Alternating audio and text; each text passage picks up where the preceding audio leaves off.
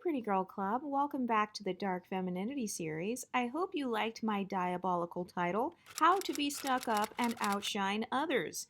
By the way, be sure to get my Dark Femininity 5-week course. It's like a 5-week long therapy session. You will have Discord access. There are homework assignments in there, so check that out in the description. But one of the reasons why a lot of women never are able to social climb is because they have a fear of being seen. Have you ever noticed that certain groups of women, they have a fear of being perceived? So Jackie Ina is actually a fantastic example of this. Fanita is a fantastic example of this. These women have the fear of being perceived. So they want to be aspirational, but at the same time, they don't want people to see their flaws because they have a very fragile ego. Their self-esteem is very easily broken by other people's opinions, and that goes back to that external locus of control.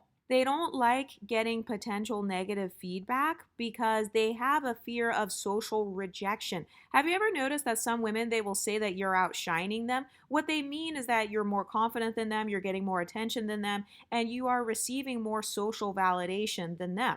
But a lot of these women, they have a fear of being seen. They're too scared to show their personality. They're too scared to dress how they really want. They're too scared to be themselves because they don't want the possibility of receiving negative feedback. And that's because they've already grown up receiving a lot of negative feedback from their own mothers. Maybe they've been abandoned by their fathers. Maybe they've received negative images about themselves in the media. And so they've basically spent their lives being dogpiled on by society. And then they've never done the work to kind of like overcome that. And so that's what leads them to that fear of being seen. They are afraid of social rejection. This is why some women are too scared to wear red lipstick. They're too scared to try a new fashion look. And so then they'll try to police you and be like, who you dressing up for? Why are you trying to dress special? And then they'll say that you're trying to outdress them. They will actually get mad when you start losing weight. They'll get mad when you switch up your hair. They start ignoring you because you remind them of what they could never be. You remind them of how scared they are to take a social risk. Every time you change your hair, you're taking a risk. Every time you change your fashion look, you're taking a social risk. When you walk up to someone and introduce yourself in the workplace or like at a bar or something, that is a form of risk. And so these women who have this fear of being seen, they're too scared to take any type of risk. Have you ever been to a party with someone and like she refuses to dance because she's scared of looking stupid? She's scared of dancing badly. She's scared of like getting the social rejection if she messes up on the salsa or something like that. She's too afraid to basically put herself out there and be carefree. And so these types of women, they're scared of how other people perceive them. So their whole life revolves around, how do white men perceive me? How do black men perceive me? How do colorist people perceive me? What do racist people think about me? What does my boss think about me? So they're literally seeing themselves through the eyes of a racist white supremacist. They're seeing themselves through the eyes of a colonizer. Some of these women, they literally have an internal colonizer in their mind. The reason they don't take social risk is because they've already bullied themselves. Like when they wake up in the morning and look in the mirror, they see all of their flaws. Versus you, where maybe you wake up and then you think you're slaying when you look in the mirror. And then these women, they'll get mad and then they'll say, well, you think you're cute. Anytime they say that, what they're really saying is, you are showing too much confidence. You're acting like you're cute. You're acting like you think you're the shit. And it's like, well, no shit, Sherlock. What am I supposed to think of myself? Am I supposed to think that I'm a loser? But a lot of women who are afraid of how people perceive them, they end up fading into the abyss. They fade into the background because they're trying to be humble. Some of these women, they come from families where it was discouraged to be extroverted. It was discouraged to be creative. It was discouraging to kind of like show off your gifts and your talents. You know how when you're a kid, you know how kids will like draw a picture and then they'll walk up to their parent and be like, look at the picture I drew, or look at what I made. So they're kind of like showing their creativity and they're looking for feedback. That's actually normal human behavior. That's a part of normal child development. But for the women who have kind of bad parents or neglectful parents, sometimes they may discourage that child and they may kind of tell that child to sit down, stop drawing pictures. That's a distraction.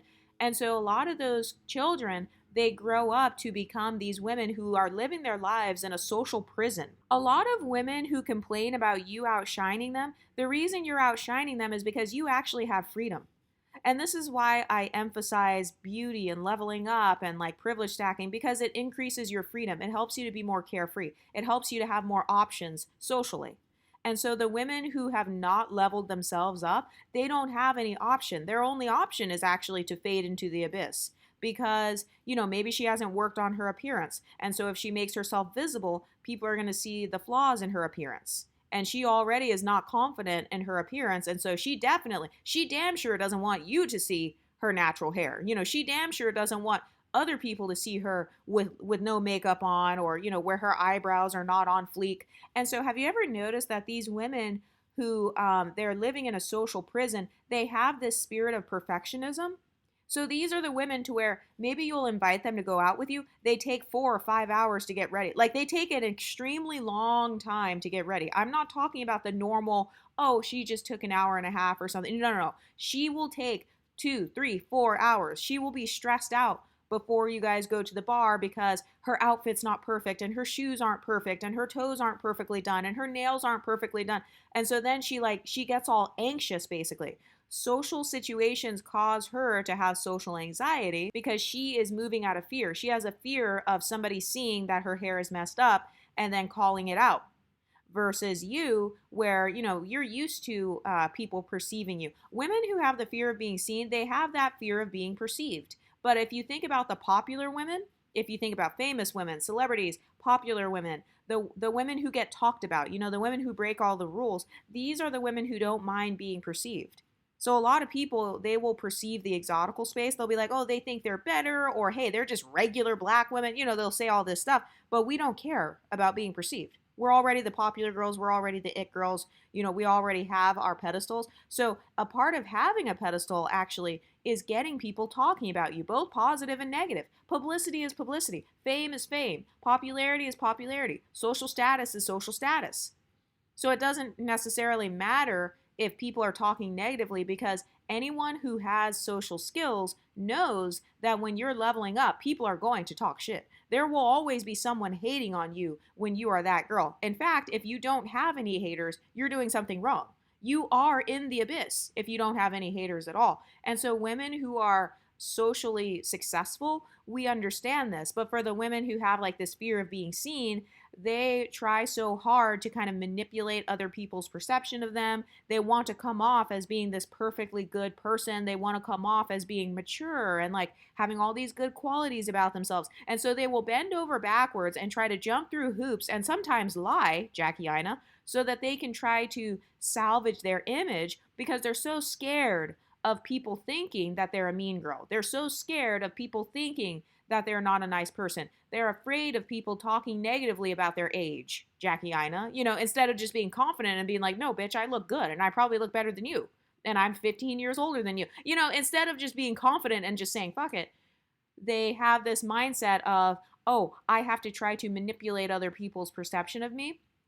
So once again, it's that external locus of control. She's externally focused. What do others think of me? What do they think about my age? What do they think about me blocking people? What do they think about who I interact with on TikTok?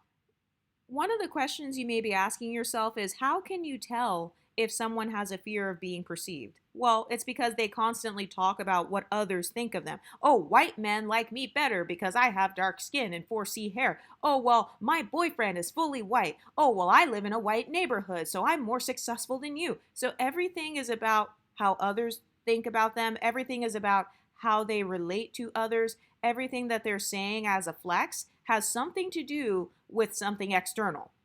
So instead of saying, hey, I'm beautiful because I said so, they're saying, oh, I'm beautiful because this random white guy thinks I'm beautiful. Oh, I'm beautiful because my boyfriend's white. So do you see how that's externally focused versus, hey, I choose to think that I'm beautiful regardless of what you think. I choose to identify as beautiful. I choose to embrace my own beauty. No, they don't have any power. They don't have the social power. If you want to have social power, you have to have an internal locus of control. Otherwise, people can take away that power from you. All they have to do is say, well, you're not even that pretty. Oh, well, you don't even count as mixed race. Oh, well, you're not that light skinned, so therefore your talking points are invalid. If you have an external locus of control, people can easily take away your social power. And this is why certain groups of women are constantly frustrated. because they allow black men to take away their social power. They allow white men to take away their social power. They allow Hollywood or, what messages are in the media to take away their sense of social power. But true power really comes from within. I don't think that it's something where it's like somebody else has to bestow this power on you. I bestow the title of light skinned onto you. Have you ever noticed that when it comes to skin tone identities, when it comes to the light skinned identity, people feel like they have to bestow the title of light skinned upon you? You don't get to self identify as light skinned. You don't get to self identify as multiracial or multicultural. Other people have to bestow that title upon you. That's an external locus of control. And so we're not falling for that shit over here in the exotical space. But that's one of the ways you can tell that someone has a fear of being perceived. It's because they're constantly concerned about what others think of them. They're constantly worried about what others think of them, or they try to flex based on, what do white men think of me? What do black men think of me? What do older men think of me? Oh, well, my boyfriend's rich, and so therefore I am more valid than you. And it's like, no, you can still be valid and confident and be single. You don't even need a guy at all, rich or poor. So do you see that external locus of control? But another thing is that the women who stay invisible and they stay in the background, they stay there because that's where other people have put them. So if somebody calls them ugly, they believe it. If someone calls them a loser, they believe it. They internalize all of the negative messages of others. This is why, like Jackie Ina, for example, instead of focusing on all of the millions of people who love and support her, she chose to focus on the one negative TikTok video that she saw from a light-skinned girl. That triggered her. Or, these are the types of people where, like I said, they have that external locus of control. And then it's even worse because they're prone to only take in the negative messages.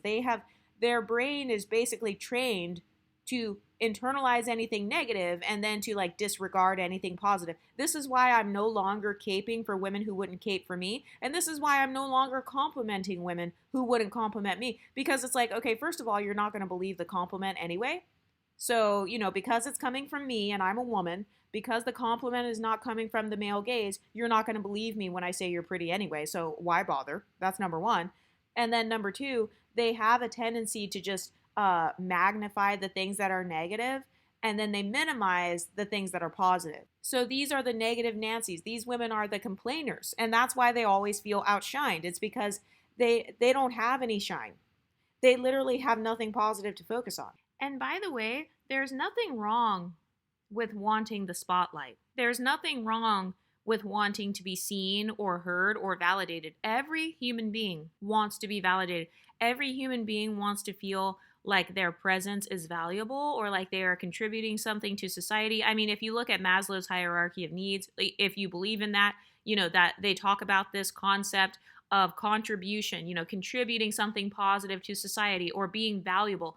So there's nothing wrong with wanting to be valuable, but for these women who are in the social abyss or the women who are socially at the bottom, they feel like there's something wrong with them for having a desire to be seen. Maybe they've been taught by Christianity or by their parents. They've been taught that that's bad. That's prideful. How dare you want to be beautiful and want to receive compliments? That's prideful. So a lot of these women, they have cognitive dissonance because they won't admit to themselves that they actually want attention, but then they get mad at you for receiving the attention that they want. And then they'll say, well, you're outshining me, or you only got to where you are because you're pretty, or they'll try to invalidate your social success. But if you want to be diabolical and you really want the spotlight, all you have to do is stay socially prepared. This is why I talk about having pretty privilege, for example, or having thin privilege, being in shape. Because when you are in shape, when you're skinny and your stomach is flat, your body is on point, you are prepared for social situations. When the Christmas party comes up, you're going to look gorgeous in your dress. You're going to look fabulous because you don't have a big watermelon stomach hanging out over the side. You're not going to be stressed out when you go shopping because you're going to have clothes that are in your size that flatter your body shape. So a part of social power actually comes from preparation. It comes from social preparation. So for example, you know how some people get jealous of multiculturalism? They're jealous because you fit in with white people, with black people, with Mexican people, whatever it is. But a part of why there are some women who have that fluid identity, it's because those women are socially prepared. So in her spare time, she's been practicing Spanish. In her spare time, she's been learning Japanese. She traveled to Japan. She saved up her money, or she paid off her credit card so that she could go to Japan. She went out of her way to join clubs and join organizations that help the Japanese people. So that's why she is able to flow into those cultural spaces. It's because she has spent time socially preparing her fluid identity. She spent time studying the cultures that she wanted to be a part of. And by the way, for the people who say stuff like, oh, well, you're not a real Mexican person, you're trying to be this, you're trying to cosplay as being Japanese. It's like, okay, so if somebody is black and they eat Japanese food, they're cosplaying as being Japanese. So if somebody watches anime, they're cosplaying as being Asian. Do you see how much of a gaslighting talking point that is? Those people are just mad because you have a fluid identity and you embraced it. And yes, you can be monoracial and multicultural. This is the first space on YouTube that talks about the difference between monoculturalism and multiculturalism. The Exotical space is the first space that has ever talked about the concept of being monoracial and multicultural. The Black empowerment space tried to talk about it, but they called it divestment, which is almost like deprioritizing or kind of abandoning Blackness in favor of non-Blackness. And that's not what we teach on this channel, because this is not a hierarchy. I don't put non-Blackness on a pedestal above Blackness. That's idiotic to me. But anyway, another part of the fear of being perceived for these women who are socially at the bottom, they have a fear of failure. So these women, they're afraid to fail in front of others. They're scared of being gossiped about. They're scared of racism. They're scared of colorism, texturism, and features. I wish a bitch would walk up to me and say some racist shit. I can't wait. In fact, if you are a racist person, I would love to see you comment down below, bitch. Like, I wish somebody would walk up to me and try to say some racist ass shit. But for a lot of women who have this fear of being perceived, they're deathly afraid of racist people. They're so scared of these white supremacist types of people. And it's like, I don't care about some ignorant racist ass person. Why would I define myself or like trap myself socially in order to appease racist people? What is wrong with you? These are the women who stay invisible, so they want to stay invisible because they're scared of opposition. They're afraid of the ops. They're scared of their own ops. And so it's very easy for them to be scared off YouTube. They can get scared off YouTube because of trolls. They can get scared out of the Exotical space just because of trolls. All it takes is somebody talking shit and then boom, they're gone. All it takes is somebody trolling them. Boom, they quit. They're going to quit their businesses. They quit the things that they start. They're not finishers, and that's because they allow those negative voices to get into their head. So this is why a lot of women struggle with losing weight too. It's because they've got some hating ass beluga whales in their presence. So maybe their mom has a beluga whale mindset. Maybe their sisters have a beluga whale mindset. So then they try to discourage her. And they try to tell her like, oh, you're going to look too skinny. Oh, your face is too skinny. I've heard a lot of women try to talk shit about women who lose weight. They'll be like, oh, her face is too skinny. Like, ew, her bone structure looks bad. Like, her face is sagging. Her cheeks are sunken in. And it's like, no, that's how her actual bone structure looks. You just sound mad because she's at a healthy weight. And so for a lot of women who have this fear of failure, basically, they're afraid of people calling out their mistakes. But the women who, quote unquote, outshine others, the women who are stars, the popular women, the it girls, the exoticals, we're not afraid of people seeing our failures because that's a part of being human. People are going to see your mistakes. They're going to see when you mess up on your makeup some days, or maybe you'll look crazy sometimes, or your outfit is not always the best outfit. But that's just life. That's just a part of being human. Everybody's not going to be perfect all the time. Perfection doesn't exist. So there's no such thing as having perfect skin, perfect nails, perfect teeth, 24/7. Every outfit looks perfect on you. Every color looks perfect. Women who are successful and popular, the popular girls understand this. Remember how in the Mean Girls movie, remember how Regina George, they cut the boob part out of her shirt? So her shirt was messed up and it had the holes in it on the nipples. And instead of Regina George being embarrassed, like, oh my God, this looks so bad, instead of her doing that, she just shrugged her shoulders and walked around with her quote unquote flaw. So she made that fashion faux pas, and she didn't care what people thought of her because she knew, I'm still pretty, I'm still cute, so who cares if my shirt's messed up? And people actually admired her confidence and they started copying her. Have you ever noticed this pattern? Pretty Girl Club, first they hate on you, then they copy you. So the women who are socially at the bottom, these women have that exact behavior. They will hate on you. They'll hate on your YouTube channel. They'll hate on your YouTube sector. They'll hate on your online business or your weight loss journey. They hate on your career goals. They talk shit about you being in school. They'll be like, oh, well, you have kids, so how are you going to finish school? Or, they have so much shit to talk. But then those same women, later on, they're going to copy you. Later on, they will be trying to do the same thing. They will shame you for wearing hair extensions or wearing makeup. They will shame you for wearing red lipstick. Next thing you know, she walks into work with a red lipstick.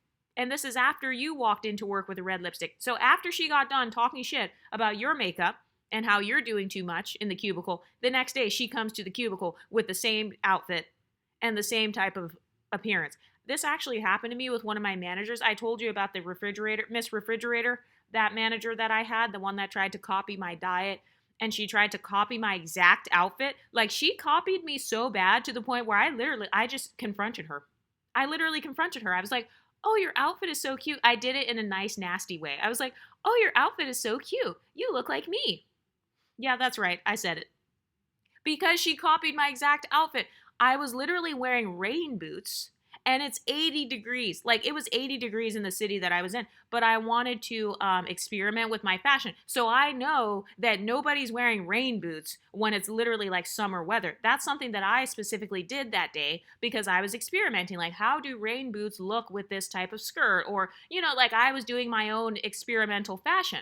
And so that's how I knew that that manager was copying me, because nobody randomly wears black rain boots and a black skirt. That's exactly what I had worn. They don't wear black rain boots, a black skirt, and a black blazer with their hair straight and black and a red lip in the office when it's 80 degrees. No, that's what I wore. And so a lot of these women who are socially, they feel like they're at the bottom or they're in the social abyss, they will try to copy you behind your back. So they'll be watching you, they'll be studying you, and of course they won't give you any credit. Of course they're going to lie and pretend like you're basic. They want to pretend like your hair's not that pretty. They want to pretend like your makeup's not that good, or you're just average. Or sometimes what they'll do is they'll try to humble you, and they'll be like, oh, well, so-and-so is really pretty. Like, oh, you're pretty, but your sister Sarah. They'll be like, oh, you're pretty, but your sister Tasha, she's really pretty. Oh yeah, you're pretty, but Beyonce is really pretty. And then, like, you look like Beyonce, so they'll give a compliment to someone who looks exactly like you, or they will try to bypass complimenting you. And they're doing this on purpose because they want you to be unsure of yourself. They're hoping that you have the same external locus of control that they have. So they want you to experience the same self-doubt that they're experiencing. And the reason they're doing this is because they're living in a mental hell. They're living in a social hell. And so obviously, if you are in social heaven, which is privilege, I'm going to be using social heaven and social hell as kind of a reference point just to kind of describe what I'm talking about. So social heaven would be like, you're receiving compliments, you're getting special treatment, you're getting the pretty privilege, you're getting the thin privilege, whatever privileges you want to have access to, you have access to those things. Wealth privilege, you know how to get in the right rooms, you make connections with the right people, you're charming, people like your personality. That's an example of social heaven. Social hell is being invisible. You never get what you want. People perceive you negatively. You are a victim of negative stereotypes. People stereotype you negatively. They perceive you negatively. You have a horrible self-image. You have a horrible collective image. That's an example of social hell. And in my opinion, you actually have a choice which one you want to be a part of, because remember, this is internal locus of control. So all the women who say, oh, well, being black, I'm basically fucked because I'm black, and so people are just going to stereotype me negatively. Bitch, no, they're not. My blackness is not a handicap. My blackness is an asset. And so anybody who negatively stereotypes me due to blackness, that person is actually living in a social hell, and I don't want to associate with them anyway. So why should I live my life and develop insecurities based on an ignorant-ass racist person? That makes no sense whatsoever. But it's your choice whether you want to go to social heaven or social hell. Okay? So save yourselves, Exoticals. Do not allow these women who are socially at the bottom, or they feel like they're at the bottom, don't allow them to pull you down with them. Because that's another thing. They'll say things like, oh, you're not that pretty because you look like me. Oh, well, you're not even that skinny because you're only 2 dress sizes smaller than me. So they make themselves the standard of failure. They make themselves the standard of being at the bottom, and then they'll say, well, she's not privileged because she looks black. It's like, okay, well, sis, you just admitted that you view blackness as being the standard of failure or the standard of ugly. And so now you're trying to imply that someone is ugly because they look black or they're dark skinned or something like that. But yeah, that's just external locus of control. So another example of the women who are living in the social abyss is the women who stay at shitty jobs. You know, they stay in these bad situations. She's scared to quit and start her own business. She is afraid of what her parents will think of her dropping out of school. She is afraid of what others will think of her leaving her nursing job. She is scared of what her boyfriend will think of her. These women have that external locus of control because they're allowing people's opinions to dictate their passions and their dreams. So now your dreams are not even your own because now you've got to filter your own dreams and aspirations through the lens of what do my parents think? What does my boss think? You know, what does my community think? What will the black community think if I no longer want to live in a black neighborhood? Oh no, they're going to feel like I betrayed them. So let me just try to have this fake solidarity with this community that doesn't resonate with me. You know, so they've got all of these different obligations.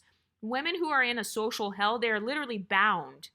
They're bound by social obligations that nobody placed on them, really. This is really just them choosing to be bound. Like, oh no, I have to represent for the black community, then I have to represent for the nurses, and then I have to stay in this job, and I have to stay in the 9 to 5 because that's what everyone else is doing. So they're living in a social hell because they're trying to follow a life script that others have maybe projected onto them, or they're following the rules. They've got that good girl syndrome. Oh, maybe if I follow all the rules, then I will eventually be rewarded and I will get my good karma. And then one day in the next life, I will finally be able to be at the top. And so they have this idea that suffering is a virtue. And that comes from different religious beliefs. That comes from people who are trying to control them. I mean, they've got all sorts of mental issues if they think that suffering is a virtue. And when it comes to suffering, actually, let's talk about that for a second. Because I think that there's a such thing as beneficial suffering versus just straight up torture. So an example of beneficial suffering would be I'm going to the gym. You know, so I'm technically suffering in a way because I'm sweaty. Maybe my heart rate is a little bit elevated. Maybe I'm tired afterwards. Maybe I'm suffering by restricting myself. You know, I don't get to binge on the cake, but that is beneficial because the results that come from that suffering is that I get a healthier body. I get increased energy. I get social privilege versus the women who don't understand the difference between good suffering and bad suffering. So an example of bad suffering would be that you're in an abusive workplace. You know, you're staying somewhere where you're not celebrated. You're not being valued at a job, yet you stay there because you're making money. But then the money's not even that good. It's like, and also another question I have for those girls is, okay, how much can someone pay you so that they can degrade you every day? Is the PTSD worth the 50K per year? Is the PTSD that you experience, is that worth 60K, 70K, 100K? How much is your self-esteem worth? But yeah, that's a part of the external locus of control. It's allowing other people's opinions to dictate their passions and dreams. And that leads me to my next point, which is they're not living for themselves. They are living for others. They are living for their mom. You know, they're living for their dead ancestors. You know how people say, this is my ancestors' dreams. You know, like in the black community, they'll have these Instagram pictures of women becoming doctors and stuff. They'll be like, I'm living my ancestors' dreams. And yes, that sounds very wholesome and very cute, but technically you don't know if you're living your ancestors' dreams. And also, why would I live my life based on whatever I think my ancestors want me to be? What if I don't want to be a doctor? What if I want to own a nail salon? Or what if I want to what if I actually don't want to start a business right now? Maybe I just want to heal from my trauma and overcome depression or something. Why is it that I have to tie my achievements to what my ancestors would think of me? Oh, well, my ancestors, they'd be rolling over in their grave if they knew that I was still single at 35. So do you see how easy it starts to become for you to actually begin gaslighting yourself based on your ancestry or your ancestral origin? Like, oh, you know, you can't wear blonde hair because you're black. Oh, you need to only date black men because you're black. Your ancestors would roll over in their graves. They wouldn't be happy that you're making all these mixed race children. They wouldn't be happy that you're socializing in these non-black spaces. Do you see how you can begin to use ancestry to actually gaslight and make the person stay in a place that they don't even want to be in? That's a sign that you're not living for yourself. You're living for others. You're living for your dead ancestors. You are living for an imaginary religion. In some cases, no offense. I do think some of these religions are just BS. So it's like, okay, they're living for others. They're not living for themselves. They're living for whatever their mom's religious beliefs are. They're living for whatever the tradition is. They're living for what the culture is in the South. In the South, they say that you have to like get married and have a house. They're living based on some imaginary, made up life script that doesn't even go with them. Like it doesn't even suit their personality. So that's a sign that a woman is living in a social hell because she doesn't have a choice. She has no social power. She is a social slave. She is a slave to other people's opinions. She's a slave to what white men think of her. Oh, do white men like my natural hair? Oh, okay, so even though I don't want to go natural, I'm going to go natural because white men like natural hair. Oh, okay, so I'm just going to be a slave to white men's beauty standards. I'm going to be a slave to Hollywood. I'm going to be a slave to this job that doesn't appreciate me. I'm going to be a slave to my own insecurities. So they're a social slave. They don't have any social power, because they're not the master of their own reality. They're not taking back their own power. They've got an external locus of control. But another sign that a girl has a fear of being perceived is that she hides her gifts and talents. So maybe she's a great dancer, but she never does it. At the party, she's always standing on the wall, talking shit. She's looking at other people, criticizing their dance moves and criticizing their form. Like, oh, that's not how you do that dance. So she's talking all this shit. And she's trying to imply that she's the master, like I'm the most talented person, but then she's not doing shit. Have you ever noticed that? It's always the women on the sidelines that are talking the most shit. Have you ever noticed? It's always the women. They've never started their online businesses. Or maybe their online business has plateaued. They're flopping. Their numbers are going down. They're on the decline. They're a has-been. These are the same women that talk shit about you. It's because she is hiding her gifts and talents, or she is not developing her gifts and talents, because there's no such thing as, oh, I'm just a perfectly talented person and I never need to practice. I never need to keep up with the new trends or whatever. No. Beyonce practices before she goes out and performs. She practices her vocals. She probably does vocal warm-ups. She probably stretches before she does her dance moves and stuff. So a lot of people, they're bad at managing their talents. They have no strategy when it comes to managing their own gifts and talents. And that's a sign that she's living in a social hell, because now she is a slave to her own laziness. So her laziness is literally destroying her potential. Her laziness is destroying her life. Look at Beyonce, for example. She's not lazy when it comes to her talents. She is very strategic. I know that she's got some bad stuff going on in the media right now with Jay-Z, but I'm just using her as an example. Like, there's no such thing as a talented person that never does their talent, or that never practices their talent, or that never studies that talent. There's no such thing. But that's a sign that a person has like the fear of being perceived, or they're living in a social hell because they're afraid of showing their gifts and talents, and then they have the audacity to talk shit about you. So maybe she wanted to be a dancer, or she used to be a dancer, and now you're just learning how to dance. You're learning salsa dancing. You are learning hip hop dancing or cheerleading or whatever. And now she wants to talk shit. A lot of parents do this. Those old washed up hag ladies, they will talk shit about their own daughter doing her talents. They'll talk shit like, oh, well, I used to be a star athlete. I used to be good at softball. I used to be good at tennis. Okay, keywords, used to be. Okay, so it's not my fault that you used to be good at something and then you fucked it up and then you didn't want to practice it anymore. And by the way, jealousy is actually a compass. So a lot of times, like when they're feeling jealous of you, it's because they want to be in your position. So for example, let's say you have a mother who talks shit about you playing tennis. Okay, well that just means that she wishes that she was still playing tennis. So instead of her talking shit, she needs to get her ass up, go join a tennis club, and then be happy.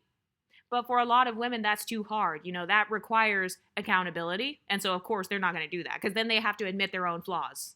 But yeah, some women, they have a fear of being perceived, and so they hide their gifts and talents. So they have this mindset of, if I'm not the best, then I'm not even going to try. So if I'm not Venus and Serena, then I'm not even going to play tennis. If I'm not the best dancer in every room I go to, then I'm not even going to dance at all. So they've got this extreme hierarchy thinking to the point where they literally are frozen. It's kind of like analysis paralysis, or they're kind of like, they can't make any moves because they're just so scared of not being the best. They're scared of being perceived as second best, or, maybe they have some trauma with that. being second best or always getting third place or never placing at all. They never won a trophy for tennis. But again, that has more to do with maybe their own laziness or their own lack of resources. They're not willing to privilege stack their way to become a better tennis player. They're not willing to save money so they can get the tennis lessons. They're not willing to hire a tennis coach. They're not willing to invest their time and money in that thing, and so instead they just stay mad. And by the way, those are your only two options. Either invest in what you want to do or stay mad. Those are your only two options. Either invest in being who you want to be or stay mad. So if you want to stay in a social hell, if you want to stay in the social abyss, go for it. But all I know is that I want to take back my power. I want to have an internal locus of control because that gives me the power. So if I want to play tennis, I'm going to wake up and play tennis. Actually, I have a good story about this. Okay, so recently I was actually at a yoga class. So I've been thinking about doing yoga, but then I didn't really do it a lot because I was like, oh, that's kind of cheesy. I feel like everybody does yoga. It's kind of like whatever. And so I didn't do it. But then I noticed, I went to a yoga class and one of my friends, she was able to do all these really cool yoga poses. And she does yoga every single day. And I noticed that her body is really on point. Basically, I became jealous. I became jealous because in the yoga class, she got to do all these poses. I was trying to do the pro. That's the one where you put all your body weight on your arms. It's almost like doing a floating push-up or something. I could not do it. I instantly collapsed.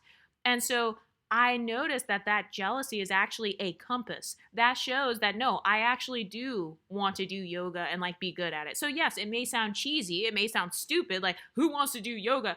But that was just me gaslighting myself. That was more so me allowing an external locus of control because other people think yoga is corny or oh, that's for white people. They say all this bullshit about yoga or that's for Indian people. You're not Indian. You're not Hindu.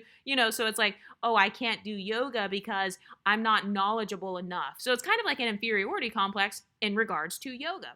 By the way, not going after your dreams and stuff and not using jealousy as a compass, that leads you to an inferiority complex. So instead of me just hating on my friend, oh, that's not fair that she gets to do all these yoga poses. No, instead I recognized, oh, wow, I guess I do want to do yoga because I'm literally low-key triggered right now because I can't do these yoga poses. I want to feel strong. I want to look cute with my yoga outfits.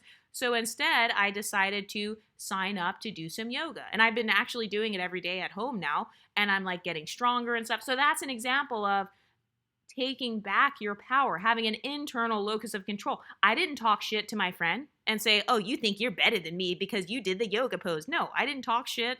I didn't allow myself to get mad or resent that friend. No, I just recognized my own emotion. I had emotional awareness and I accepted the fact that I care about doing yoga. I care about being good at the workout class. I noticed that I used to be kind of like this when I did my dance classes. You know how they have Zumba, they have belly dancing and stuff.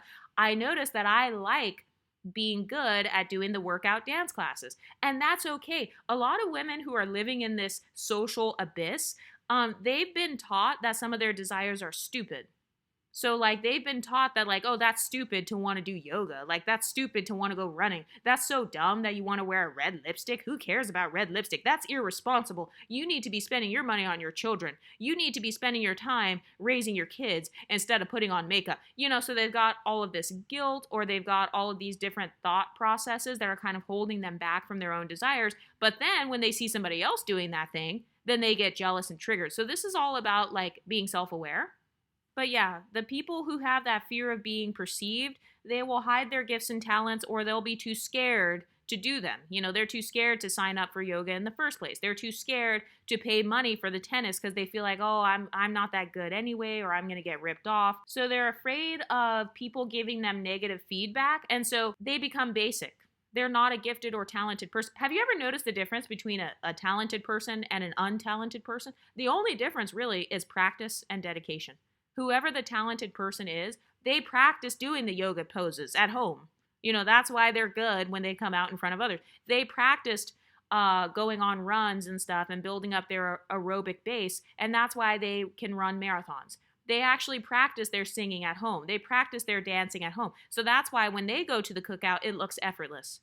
They practice their makeup at home. That's the only difference, really, between talented people versus untalented people. It's the people who have the talent, and they value themselves enough to invest in that talent, whether it's time or money. By the way, you will be investing either time or money into your talents.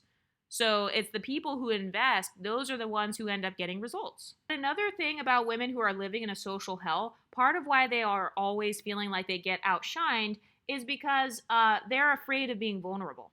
Okay, so if you want to be a star, there's a lot of vulnerability that comes with that. There's a lot of vulnerability that comes with having your face out there, having your name out there, having your YouTube channel out there, having your talking points out there. That is a very vulnerable state.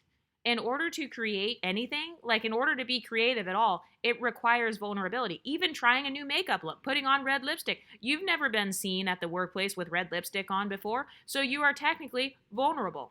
You are socially vulnerable. And so the women who are constantly being outshined or whatever, or they feel outshined, they're being outshined because they're too scared to do anything vulnerable. Singing, that requires vulnerability because your voice could crack, or same thing with dancing. You could fall and hurt your ankle. So all of those things have a risk attached to them. And so these women who feel like they're being outshined, well, you're being outshined because you're too scared to be vulnerable. You're scared of the risk that comes with starting your own YouTube channel, or, standing 10 toes down on your talking point. The exotical space has got to be probably one of the strongest spaces on YouTube because we literally stand 10 toes down. Like, we are not going anywhere. I've heard of other content creators in this space before. Like, apparently before I came on here, apparently there were other YouTubers who tried to make their own channels and stuff, and some of them got bullied off YouTube and all that. A part of succeeding is you don't care how vulnerable you are. You don't care about people ripping you to shreds or, saying you're so ugly and you're so stupid and you're such a fraud. You don't care about that because you're not afraid of vulnerability. A lot of women who have PTSD, they're scared of vulnerability because they have social PTSD. These are the women who are femcells. They grew up being femcells. They grew up being bullied. They grew up being constantly rejected. And so for them, their brain is kind of sending this signal that being vulnerable is bad. Vulnerability equals rejection. And another thing too is that a lot of women who are at the bottom socially, or they feel like they're at the bottom, it's because they fall for the gaslighting.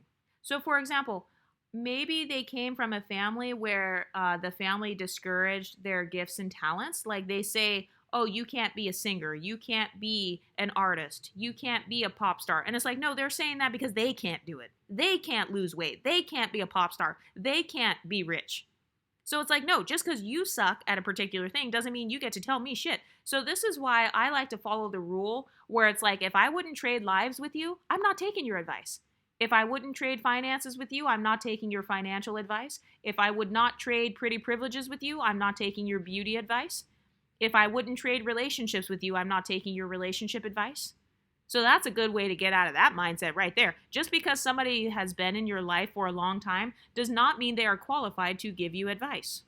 And this is why I don't even call myself an advice channel, because I understand that you can't vet me because I'm an anonymous creator. So I understand that, I can't say, oh, I'm giving advice. Well, no, I'm not, because you don't even know who I am. I could be anybody, right? So a lot of women who feel like they're at the bottom, they're not good. They take advice from losers, to be honest. Like, they take advice from other women who are a part of the social abyss. For example, how is a woman going to tell me to level up? And how is she going to give me level up and social climbing strategies when she can't even level up her weight loss goals? She can't even lose weight and be healthy. She doesn't even know how to overcome a cookie. She doesn't even know how to overcome a cupcake. Yet she's supposed to teach me how to level up socially, financially, spiritually, like in all these different areas. So I'm supposed to look to her for my advice when she doesn't even know how to keep her own body healthy. Anybody who knows anything about nutrition knows about the gut-brain connection. So you're telling me your whole stomach is filled with parasites because you eat so much processed food, yet I'm supposed to believe that you're clear-headed and that your brain is functioning at an optimal level after eating all that fast food and being obese. Anyway, when it comes to outshining others, the reason people think you're outshining them is usually because you are being more authentic and more confident than them. So, you are more relaxed in a social setting. That's why they feel outshined. It's because they're stiff as fuck. They're hella stressed out. They're super scared being at the bar. They're scared of like how they look in their dress. They're constantly pulling and tugging at their dress, pulling and tugging at their hair. And also, have you ever noticed that when a woman says you are outshining her in front of men, women only say that about a woman who is beautiful and magnetic. So, yeah, I've never heard somebody accuse a person of outshining them and that person is a loser and they're ugly. No, no, no. People only accuse you of outshining them when you are more magnetic than them. So this is why a lot of people, they get mad at like the exotical space. They accuse us of stealing subscribers. It's like, no, we are just more magnetic than you, obviously. Clearly this space is very magnetic because we draw people to us. So that's why people are saying you're outshining them. Usually what they mean is you are more magnetic than me, you are better at manifesting than me, you know how to get what you want more than I do. And by the way, beauty is magnetic. Okay, your beauty is magnetic, your personality is magnetic. So if you're good at achieving your goals, that's why they're saying that. Did you know that goal setting is actually a skill? Being able to set a goal and then achieve it, that's a phenomenal skill. If you have that skill, you are unstoppable.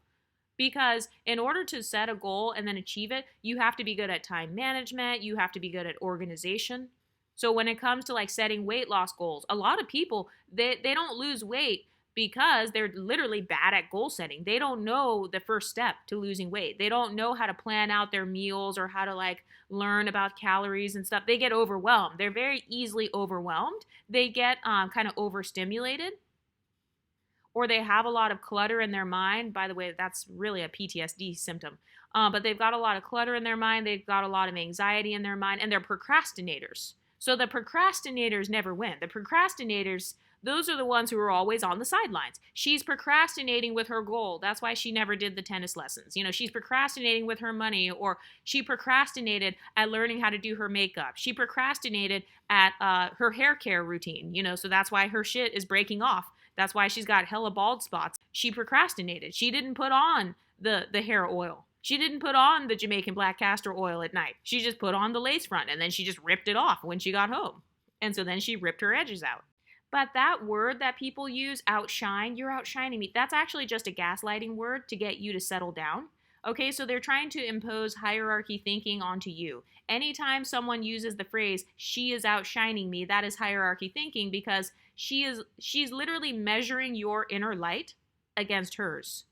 And, letting your light shine, that's not a competition, sis.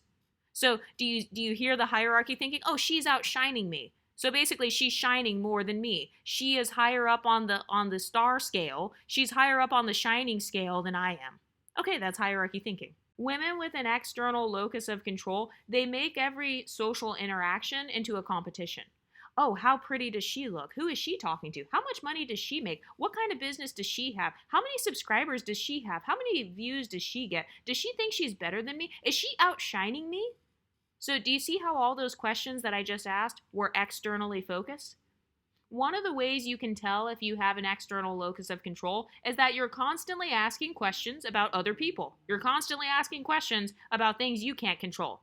Oh, well, is she talking to this guy? Or what kind of treatment does she get with her boyfriend? What's on her dating app?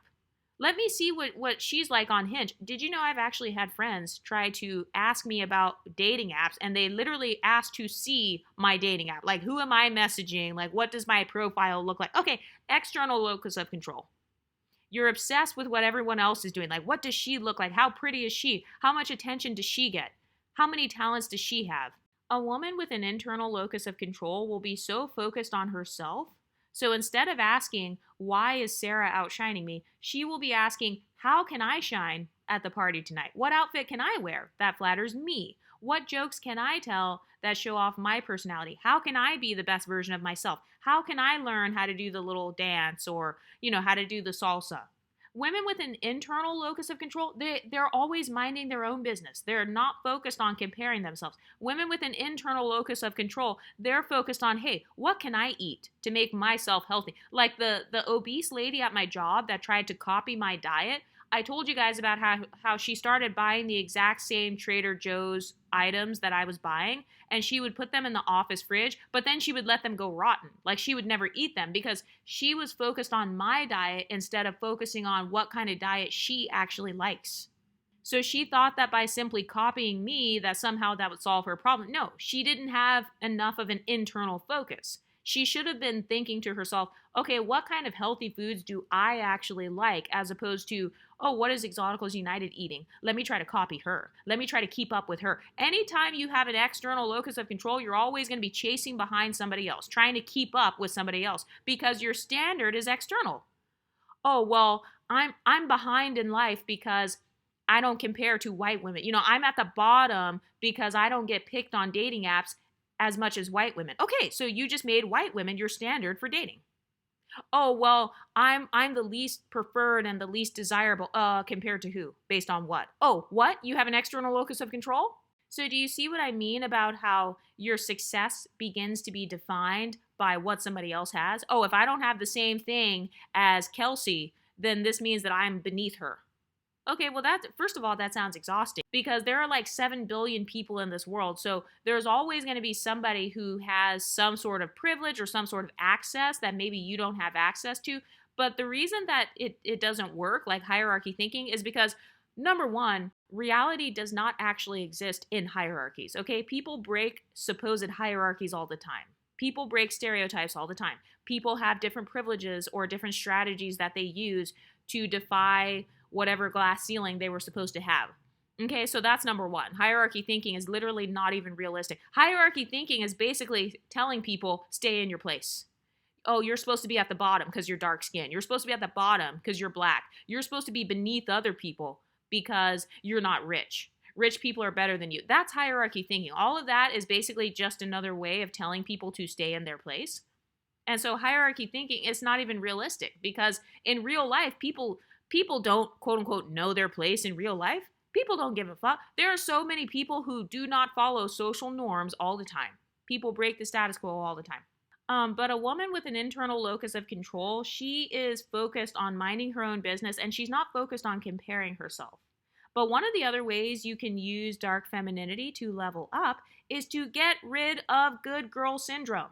Good girls are like social doormats, okay? They've been told that if they follow certain social norms and that they stay in their place, they've been told if they stay in their place that they will succeed. They've been taught that hard work leads to success, which is also false. They've been taught that the world is fair. That's also false. Life is not fair. Why play fair in an unfair world?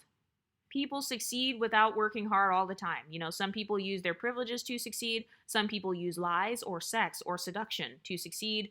Not to mention the fact that everybody has their own version of what success means for them. So for some people, success is just moving to the United States.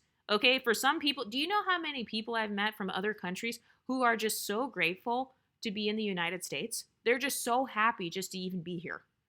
So for some people, their definition of success is living in a certain country. For other people, success means fame, and it means fortune, and it means like being a pop star. For other people, success means being a good mom. So there's no way that you really can compare, because that other person's definition of success for themselves, it's going to be based on themselves, hopefully. But yeah, a lot of people who have good girl syndrome, they've been taught about God or karma or some talking point about how the good guy will always win in the end. A lot of people with good girl syndrome have also been taught that someone is coming to save you. God is coming to save you. Allah is coming to save you. Karma is coming to save you. A man, you're going to get into the hypergamous marriage of your dreams. Oh, all you need to do is just some simple vetting. All you have to do is this 10-step vetting process, and then the man of your dreams will come in and save you from loneliness. He will come in and save you from low self-esteem. So a lot of girls who have good girl syndrome, they suffer from a lot of magical thinking.